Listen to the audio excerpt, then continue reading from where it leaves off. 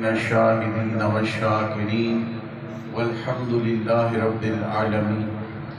إن الله وملائكته يصلون على النبي يا أيها الذين آمنوا صلوا عليه وسلموا تسليما. الصلاة والسلام عليك يا سيدي يا رسول الله وعلى آلك وأصحابك يا سيدي يا حبيب الله.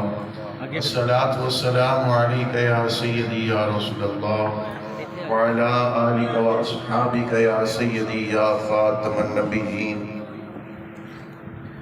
سب تعریف اس اللہ وحدہ لا شریک لہ کے لیے جس اللہ وحدہ لا شریک لہ نے اپنے فضل و کرم کے ساتھ اپنے محبوب پاک صاحب الاولاق حضور محمد مصطفیٰ احمد مجتبیٰ صلی اللہ تعالی علیہ وسلم کے طفیل ہمیں نور ایمان عطا فرمایا. دعا ہے کہ یہ نور ایمان آخر دم تک ہمارے سینوں میں قائم دائم ثابت رکھے. حاضرین محترم، مجھے انتہائی خوشی اور مسرت ہو رہی ہے. اس کی وجہ یہ ہے کہ آج یہ ماحول دیکھ کر میرے دل سے دعا نکلی کہ اللہ تعالیٰ ان کو دارین کی برکتیں عطا فرمائے اور خوشیاں نصیب فرمائے. کاش کہ ہمارے شادیوں کے موقع پر فضول قسم کی رسومات کی بجائے اللہ اور اس کے رسول صلی اللہ تعالی علیہ وسلم کا ذکر ہو تو پھر اس شادی میں بھی برکت ہوتی ہے. کاش کہ ہمارے ہر گھر کا ماحول یہ بن جائے. نکاح بہت آسان ہے، مشکل نہیں. میں بالخصوص مبارکباد پیش کرتا ہوں جناب محمد ممتاز صاحب. انہوں نے اپنے بچوں بیٹوں کی شادی کے موقع پر جناب محمد زہیر رضوی اور محمد سہیل ان کی شادی خانہ آبادی کے موقع پر اللہ اور اس کے رسول کے ذکر کی محفل کو سجایا. اور جناب محترم محمد عابد صاحب کی وسادت سے اس محفل پاک میں حاضری کا شرف حاصل کر رہا ہوں. چند ایک باتیں، چند ایک گزارشات، دین کا پیغام اور اللہ اور اس کے رسول کا جو حکم ہے وہ آپ کی خدمت میں عرض کر کے میں آپ سے اجازت چاہوں گا. زیادہ وقت آپ کا نہیں لینا اور ان معاملات کو سمجھنے کی ضرورت ہے، دین کو سمجھنے کی ضرورت ہے. مصطفیٰ کریم علیہ السلام کا جو پیغام ہے اس کو سمجھنے کی ضرورت ہے. اور اس ماحول میں جہاں اللہ رسول کا ذکر ہو وہاں پر اللہ تعالیٰ کی رحمتوں کا نزول ہوتا ہے. بظاہر یہ کام کرنا بڑا مشکل ہے. آج کل کے گئے گزرے دور میں اور اس پرفتن دور میں یہ کام جو اب ہو رہا ہے یہ بڑا مشکل ہے. لیکن ان لوگوں کے لیے آسان ہے کہ جو اس کی اصل کو اور اس کی روح کو سمجھتے ہیں، ان کے لیے مشکل نہیں ہے. لیکن جو ایک بات ذہن میں رکھیے گا، انسان کی خوشی کے موقع پر ہی معلوم ہوتا ہے کہ وہ دیندار کتنا ہے اور اس کے دل میں مصطفیٰ کریم علیہ السلام کی محبت کتنی ہے. اور یہ ماحول بتا رہا ہے کہ سینوں میں حضور کی محبت ہے، حضور کا پیار ہے، حضور کا عشق ہے. اور شادی کے موقع پر اللہ اور اس کے رسول صلی اللہ تعالی علیہ وسلم کی ذکر کی محفل کو سجانا بلا شبہ ان کے لیے خیر و برکت ہے. اور جتنے بھی شادی کے معاملات ہیں، بارات کے ہیں، ولیمہ کے ہیں، اللہ تعالیٰ اس میں برکتیں عطا فرمائے. اور میں بار دیگر ان کو مبارکباد پیش کرتا ہوں. بلا شبہ اس کا اجر خالق کائنات اللہ جل مجدہ الکریم نے ان کو عطا فرمانا ہے۔ کاش کہ ہمارا ہر عمل دین کے مطابق ہو جائے، ہمارا اگر کاروبار ہے وہ بھی دین کے مطابق، ہمارا لباس حضور کی سنت کے مطابق اور نیکی کے راستے پر رہیں تو کبھی بھی دکھ پریشانی تکلیف نہیں آتی۔ ہم نے ہر پریشانی بھی خود ہی بنائی، ہر تکلیف بھی خود ہی بنائی، پیسے کا بے دریغ استعمال بھی ہم نے فضول قسم کی رسم و رواج میں غرق کر دیا۔ یاد رکھیے گا یہ مال اللہ کی نعمتوں میں سے ایک نعمت ہے، اگر تو دین کے راستے پر خرچ کرتے ہو تو تمہارے مال میں اضافہ ہوتا ہے، اور اس کو اگر فضول کاموں میں خرچ کرتے ہو تو اس سے برکت نہیں ہوتی بلکہ بے برکتی ہوتی ہے۔ شادی میں نکاح میں برکت ہی تب ہوتی ہے جب صحیح معنوں میں شریعت مطہرہ کے مطابق شادی کی جائے، نکاح کیا جائے۔ بس اس بات کو سمجھنے کی ضرورت ہے۔ آئیے جو خطبہ میں نے قرآن مجید کی آیت کریمہ پڑھی اس کو پلے باندھ لیں۔ ہن لباس لکم وانتم لباس لہم، یہ عورت کیا ہے، یہ مرد کیا ہے؟ عورت اور مرد کے ملاپ کو شادی کہا جاتا ہے۔ اس دین کی روح کو، اللہ کے کلام کو سمجھیے۔ میں زیادہ آیت نہیں پڑھی، صرف ایک آیت کریمہ پر گفتگو کرنا چاہتا ہوں۔ ہن لباس لکم وانتم لباس لہم، اللہ کریم نے ارشاد فرمایا میرے بندو یہ بات اچھی طرح سمجھ لو، مرد عورت کا لباس ہے اور عورت مرد کا لباس ہے۔ مرد عورت کا لباس اور عورت مرد کا لباس، یہ اللہ کا پیغام ہے اپنے بندوں کے نام۔ مطلب کیا ہے کہ مرد حفاظت کرتا ہے عورت کی اور عورت حفاظت کرتی ہے مرد کی۔ مرد عورت کے حقوق کا خیال رکھتا ہے اور عورت مرد کے حقوق کا خیال رکھتی ہے۔ اور مرد جو ہے وہ ہر تکلیف میں، ہر دکھ میں، ہر پریشانی میں، غربت میں، جیسا بھی ماحول میسر ہو، مرد جو ہے وہ عورت کی پوری رہنمائی کرتا ہے، پورا خیال رکھتا ہے، ہر طرح سے مدد کرنی ہو تو مدد بھی کرتا ہے۔ یہ تو ہو گیا مرد عورت کا لباس ہے، اور عورت مرد کا لباس کیسے ہے؟ وہ اس طرح سے ہے کہ مرد کی غیر موجودگی میں عورت گھر کو سنبھالتی ہے، کھانا پکاتی ہے، بچوں کا خیال رکھتی ہے، اور جو ذمہ داریاں عورت کو دی ہوتی ہے مرد نے، ان کو اصل طریقے سے وہ نبھاتی ہے مرد کی غیر موجودگی میں۔ مرد تو چلا گیا دکان پہ، کاروبار پہ، اب عورت کیا کرتی ہے؟ گھر کی دیکھ بھال، گھر کا خیال رکھنا، مال کا خیال رکھنا، بچوں کا خیال رکھنا، کھانا پکانا، صفائی ستھرائی کرنا، اور اس کی جو وہ گھر ہے اس کا خیال رکھنا۔ فرمایا یہ عورت جو ہے اس طرح مرد کا لباس ہوتا ہے، اور لباس جو ہے وہ سردی والا بھی ہوتا ہے، گرمی والا بھی ہوتا ہے۔ اسی طرح لباس جو ہے وہ سردی اور گرمی سے بچاتا ہے۔ اسی طرح ایک مرد عورت کا ہر طرح خیال رکھ کے اس کو ہر قسم کی برائی سے بچاتا ہے، اس کو نیک راستے پر چلنے کی تلقین کرتا ہے، اور اس کے حقوق کا خیال رکھتا ہے۔ یہ ہے دین کا پیغام۔ آئیے میں اگلی بات عرض کرنا چاہتا ہوں۔ ان الدین عند اللہ الاسلام، اللہ کریم نے فرمایا لوگوں سمجھ لو اللہ کے نزدیک پسندیدہ دین دین اسلام ہے۔ اسلام سے بڑھ کے کوئی دین نہیں، اسلام سے بڑھ کے کوئی دین نہیں جو اللہ کے نزدیک پسندیدہ ہو۔ اللہ کے ہاں پسندیدہ دین جو ہے وہ دین اسلام ہے۔ اسلام نے ہر طرح رہنمائی کی، کاش کہ ہم اسلام سے رہنمائی لیں، دین سے رہنمائی لیں۔ دین کیا کہتا ہے؟ ایک ایک چیز میرے مصطفیٰ نے بیان فرما دی۔ بچہ جب اس دنیا میں آتا ہے، توجہ نوجوانوں کے لیے میں نقطہ عرض کرنے لگا ہوں، بچہ جب اس دنیا میں آتا ہے اس کا کیا کرنا ہے دین نے بتایا. لو ایک ایک بات میں کھول دیتا ہوں.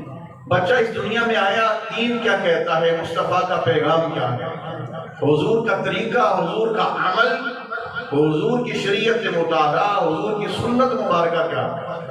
بچہ دنیا میں آیا، حکم کیا ہے دین کا کہ اس کے کان میں اذان کہو تاکہ پتہ ہو کہ یہ مسلمان کے گھر میں پیدا ہوا ہے. دوسری بات، اس کو گٹی دو، گٹی دی جاتی ہے. اس کے بعد 7ویں دن نام رکھا جاتا ہے. ایک ایک لفظ پہ غور کیجئے اور اس دین کو، پیغام کو سمجھنے کی ضرورت ہے. یہ رہنمائی کس نے دی، یہ طریقہ کس نے بتایا، یہ اصول اور ضابطہ کس نے بتایا؟ ہمارے پیارے نبی کریم علیہ السلام نے ہم کو بتایا. جس نبی لجپال علیہ السلام کا ہم نے کلمہ پڑھا ہے اس نبی نے رہنمائی فرمائی ہے. حضور سے بڑھ کے، میرے پیارے محمد سے بڑھ کے کوئی بڑا رہبر بھی نہیں، کوئی بڑا رہنما بھی نہیں. یہ بات سمجھیے. 7ویں دن نام رکھے، ختنے کریں، سر منڈوائیں اور جو بال ہیں اس کے برابر چاندی صدقہ کریں. اس کے بعد بچہ 7 سال کا ہو جائے اسے نمازی بناؤ. 10 سال کا ہو جائے نماز نہیں پڑھتا تو ڈانٹ کے اسے نماز کی طرف راغب کرو، دین کی طرف لے کے آؤ. اب بچہ بالغ ہوا، دین نے کیا ہمیں بتایا کہ اس کا بستر دوسرے بچوں سے الگ کر دو، کیونکہ وہ بڑا ہو رہا ہے، اب بلوغت کی طرف وہ جا رہا ہے، بالغ ہو رہا ہے، عمر کی اس حصے میں ہو رہا ہے کہ یہ جوان ہو رہا ہے. دین کہتا ہے کہ اس کا بستر الگ کر دو. اب اکٹھے نہیں سونا. اب چھوٹے بچے جو ہوتے ہیں ان کو اکٹھے سلا دیا جاتا ہے. دین ہمیں یہ پیغام دیتا ہے کہ جب بچہ بالغ ہو جائے اس کا بستر الگ کر دو. اب اس کو تعلیم دو، تربیت دو، اس کا دین کی تعلیم، دنیا کی تعلیم، جو آپ کی بساط کے مطابق ہے اس کو تعلیم دو. اس کے بعد کیا کرو؟ اس کے بعد حکم ہے کہ اس کا نکاح کر دو، اس کی شادی کر دو. بھئی یہ پیغام کس نے دیا، یہ طریقہ کس نے بتایا؟ یہ شریعت مطہرہ کا پیغام سمجھنے کی ضرورت ہے. دین نے ہمیں پیغام دیا، حضور نے بتایا کہ وہ جوان ہو جائے اس کی شادی کر دو، اس کا نکاح کر دو.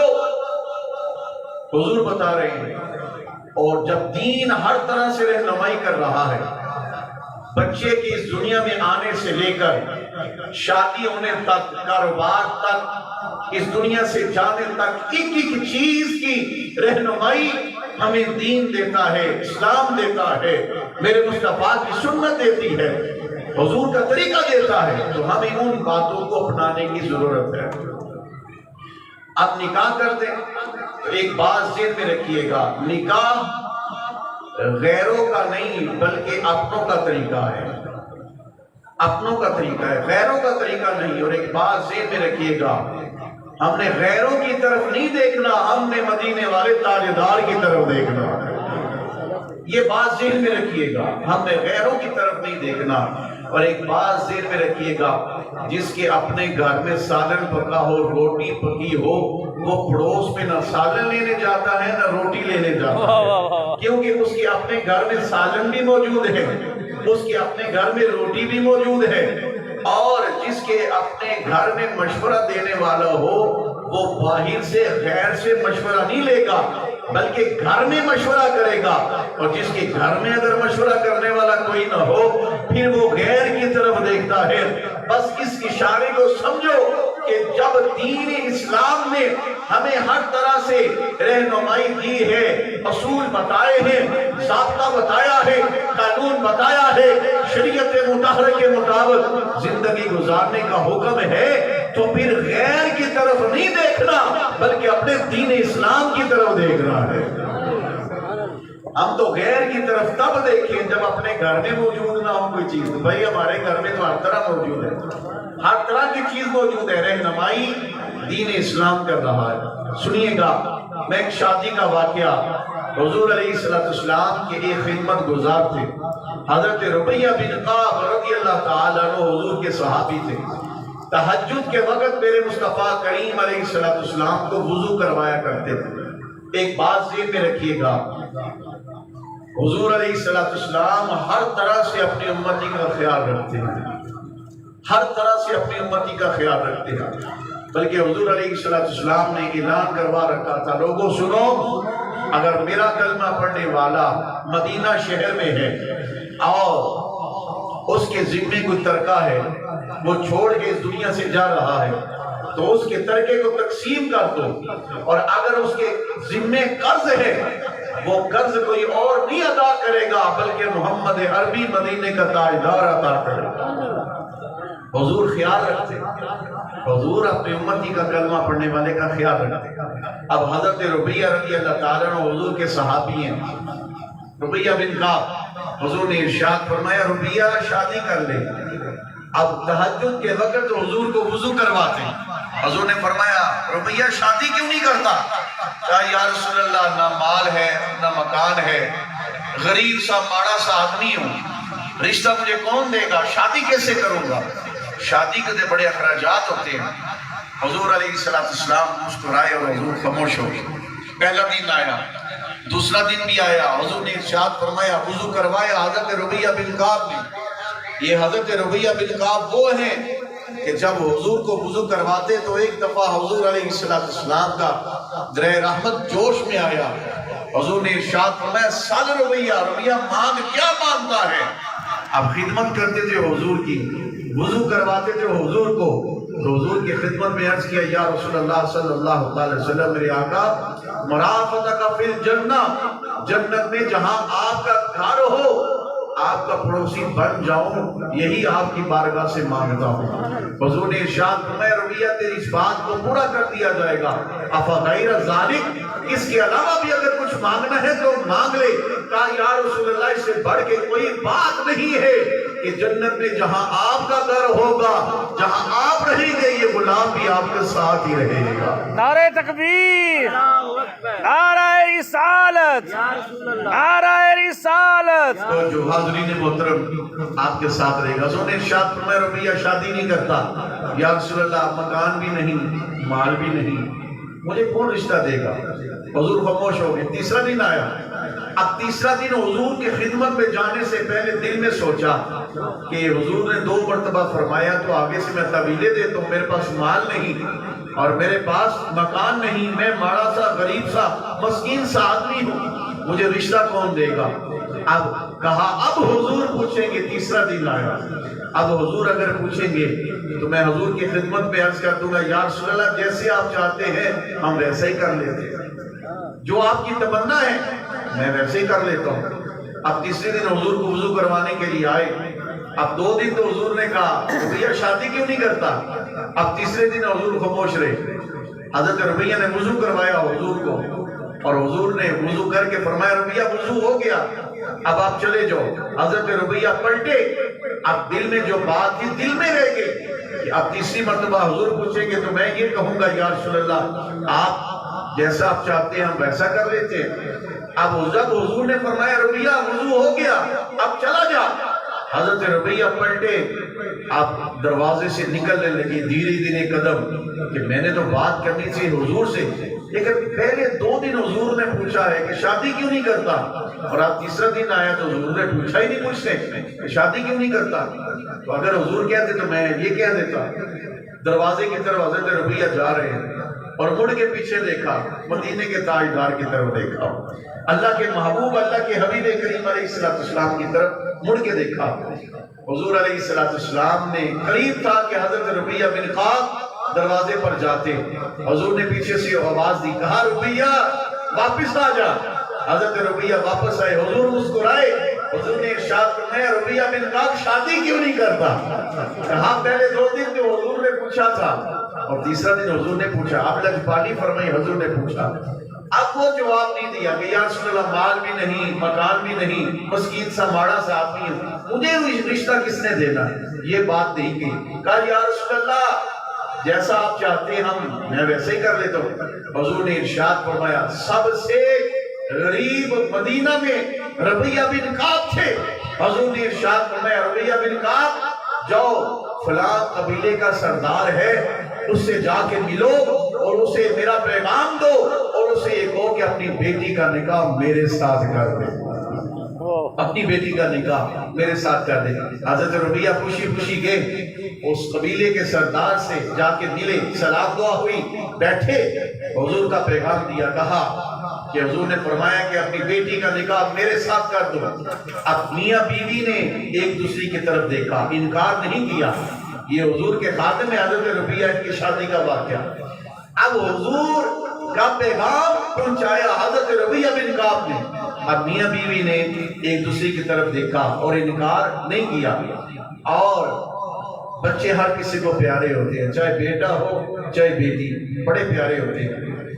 اچھا کہا، انکار نہیں کی، کہا ہم آتے ہیں حضور کی خدمت میں حاضر ہوتے ہیں، پھر بات ہوتی ہے۔ پلٹے، اب وہ اس لڑکی کے لیے جس کے لیے حضور نے فرمایا تھا، اس نے اندر سے آواز دی، کہا او محمد عربی کے غلام رک جا۔ رک گئے حضرت ربیہ بن کعب۔ اب پردے کے پیچھے سے اب وہ بیٹی اپنی ماں سے، اپنے باپ سے مخاطب ہوتی ہے اور یہ کہتی ہے، ابا جی، اماں جی، آپ کو میری فکر ہے، اس کا کیا بنے گا؟ اس گھر میں جائے گی جو سب سے غریب ترین ہے۔ کہا ابا جی میں یہ کہتی ہوں، آپ کی بیٹی یہ کہتی ہے کہ یہ اللہ کے رسول کا پیغام لے کر آیا ہے، مجھے اللہ اور اس کے رسول کے سپرد کر دے، اللہ اور اس کا رسول مجھے ضائع نہیں ہونے دے گا، اللہ اور اس کا رسول مجھے ضائع نہیں ہونے دے گا۔ اب جتنا کا حضور کے خدمت میں آ کے پیغام دیا، حضور نے ارشاد فرمایا، اب حضور کو اپنے غلاموں کا کتنا خیال ہے۔ حضور نے حضرت عثمان غنی ذوالنورین رضی اللہ تعالیٰ عنہ کو فرمایا، عثمان، کھجوروں کی گٹھلی کے برابر مجھے سونا چاہیے۔ جی یا رسول اللہ، آپ کی خدمت میں پیش کر دیا جائے گا۔ حضور نے ارشاد فرمایا، عثمان یہ نہیں پوچھو گے کہ میں نے سونا تجھ سے کیوں مانگا ہے۔ جی یا رسول اللہ، آپ ارشاد فرما دیجئے۔ حضور نے ارشاد فرمایا کہ میرے پیارے صحابی، میرے خدمت گزار ربیہ کی شادی ہے اور اس نے اپنی بیوی کو حق مہر دینا ہے۔ چاہیے تو یہ تھا جو نوٹیبل بات ہے نوجوانوں کے لیے کہ آج کل کے ماحول میں ہم کس طرح سے ایک دوسرے کی خدمت کرتے ہیں یا مدد کرتے ہیں یا کسی کی ہیلپ کرتے ہیں۔ اب چاہیے تو یہ تھا کہ انتظام حضرت ربیہ کرتے، لیکن نہیں، اس نکاح کے موقع پر اگر حق مہر کا بھی موقع آیا تو حضور نے فرمایا یہ محمد عربی کی طرف سے دیا جائے گا۔ حضور نے انتظام فرمایا۔ حضرت عثمان سونا لے کر آئے، حضور کی خدمت میں پیش کیا۔ حضور نے ارشاد فرمایا، ربیہ تو یہ کہتا تھا میں غریب ہوں، مدینہ میں سب سے زیادہ۔ حضور نے ارشاد فرمایا سونا لے لے اور اپنی بیوی کا حق مہر ادا کر دے۔ اللہ اکبر کبیرہ۔ اور حادثہ بن نعمان کو حضور کے دوسرے صحابی ہیں، حضور نے بلایا، حضور نے ارشاد فرمایا کہ بکری کا انتظام کرو۔ جی یا رسول اللہ، آپ کی خدمت میں پیش کر دی جائے گی۔ حضور نے ارشاد فرمایا یہ نہیں پوچھو گے کہ کس لیے؟ کہا یا رسول اللہ آپ ارشاد فرما دیجئے۔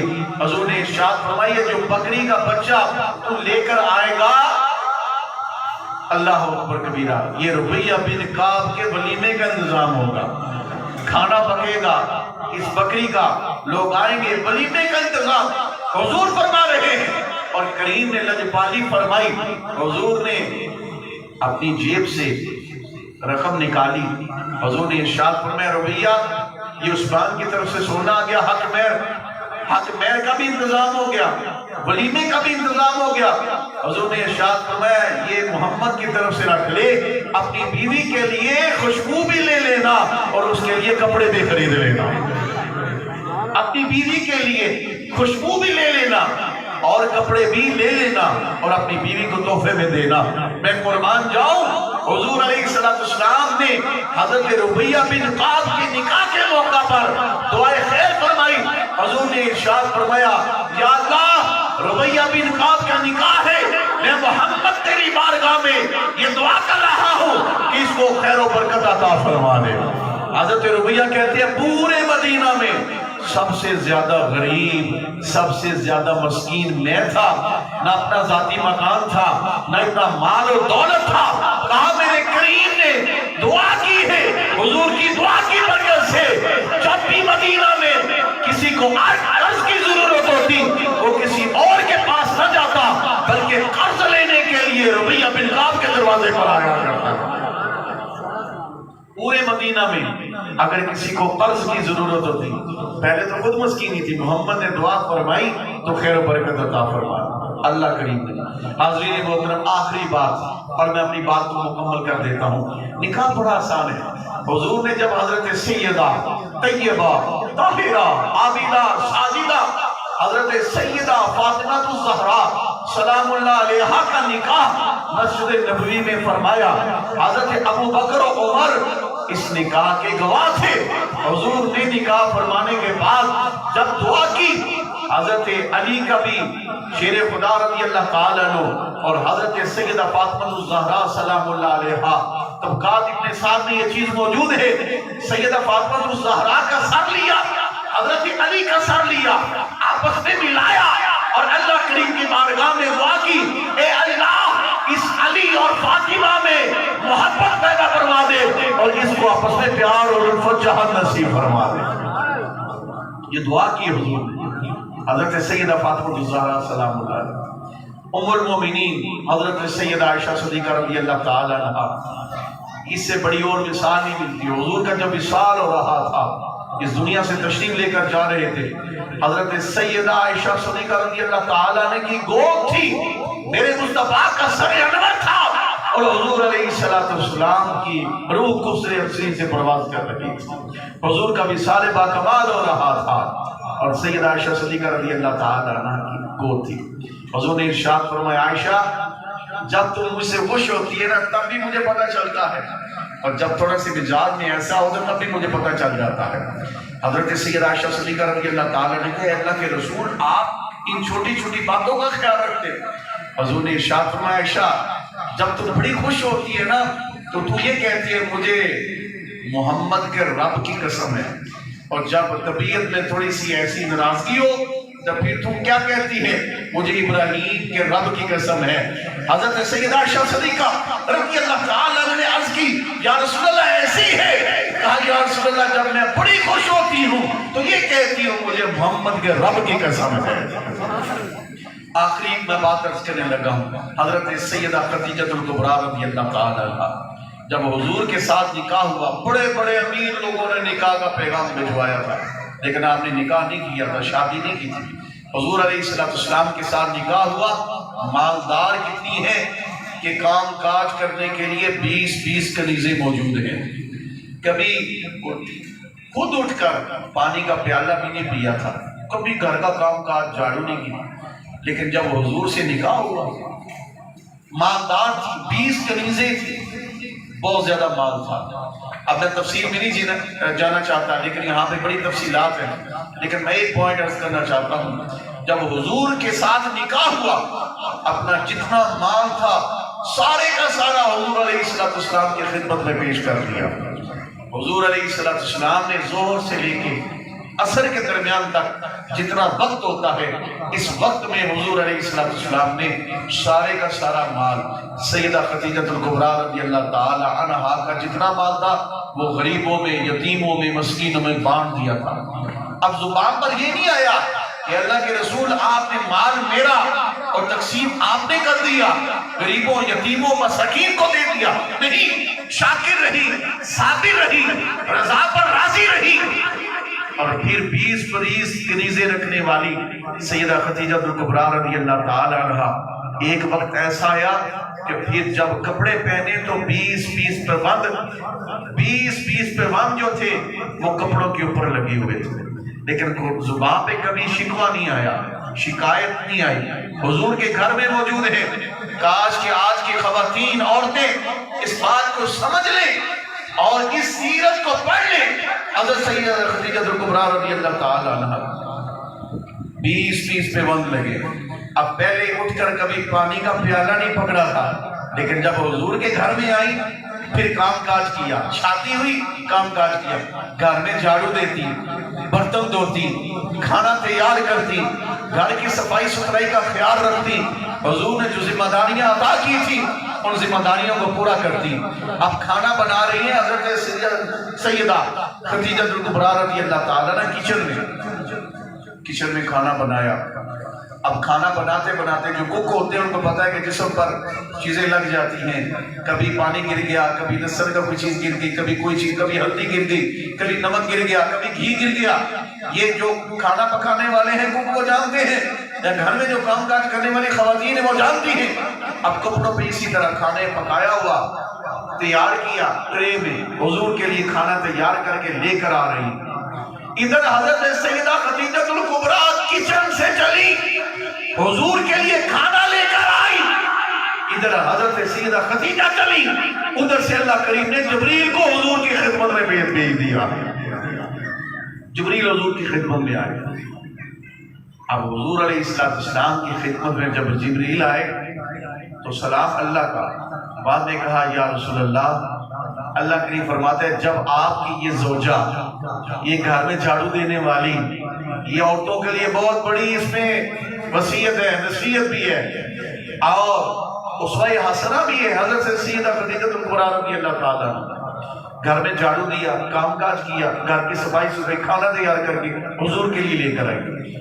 تو جب کھانا لے کر آئی جبریل پہلے آ گئے، کہا یا رسول اللہ صلی اللہ علیہ وسلم، میرے آقا جب خدیجہ آپ کے پاس آئی تو ان کو یہ کہنا کہ یا رسول اللہ صلی اللہ علیہ وسلم، خدیجہ گھر کے کام کاج کرتی ہے، آپ کا خیال رکھتی ہے، ذمہ داریوں کو پورا کرتی ہے، خدیجہ کو میرا سلام کہیے گا۔ رب کہہ رہا ہے اس خدیجہ الکبریٰ پر رب کا سلام ہو جو اللہ کے محبوب کے گھر کا خیال رکھتی ہے، کھانا پکا کر حضور کے لیے لے کر آتی ہے، صفائی ستھرائی کرتی ہے، گھر میں جھاڑو دیتی ہے اور گھر کا پورا خیال کرتی ہے۔ حاضرین محترم، یہ نکاح بہت سادہ سا ہے، یہ غیر کا طریقہ نہیں۔ یہ حدیث پاک سن لو، حضور نے فرمایا النکاح من سنتی فمن راغب عن سنتی فلیس منی۔ حضور نے فرمایا نکاح میری سنت ہے، میرا طریقہ ہے، میرا عمل ہے، اور جس نے میری سنت سے وہ پھیر لیا وہ ہم میں سے نہیں ہے۔ اللہ تعالی ہم سب کو عمل کی توفیق عطا فرمائے۔ بھائیوں، نوجوانوں، غیر کی طرف نہ دیکھنا، مدینے والے تاجدار کی طرف دیکھنا۔ تمہیں ہر موقع پر، زندگی کے ہر موڑ پر، زندگی کے ہر کام میں دین تمہیں رہنمائی عطا کرے گا۔ کاش کہ ہمارا ہر نوجوان دین کی رہنمائی لے کر اپنی زندگی گزارے، پھر اس کے ہر کام میں خیر و برکت ہوگی۔ اللہ تعالیٰ میری حاضری اپنی بارگاہ میں قبول فرمائے اور شریعت مطہرہ